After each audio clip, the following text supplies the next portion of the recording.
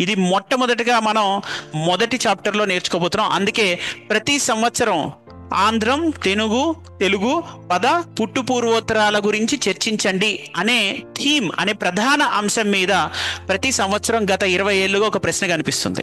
గత 20 ఏళ్ళుగా ప్రతి సంవత్సరం ఈ ఎటిమలాజికల్ హిస్టరీ మీద ప్రశ్న కనిపిస్తుందా, కనిపించట్లేదా? నా ముఖంలో కాకుండా మీరు ఒకసారి చెప్పండి, నిజంగా విజువలైజ్ చేసుకొని చెప్పండి. గత కాలపు ప్రశ్న పత్రావళిని చూసారా?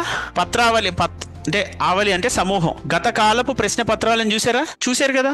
రైట్. అందులో మీకు మొట్టమొదటిగా 20 సంవత్సరాలుగా మొదటి ప్రశ్నగా ఏం కనిపిస్తుంది? చాయిస్ లేని ప్రశ్నల్లో ఏం కనిపిస్తుంది?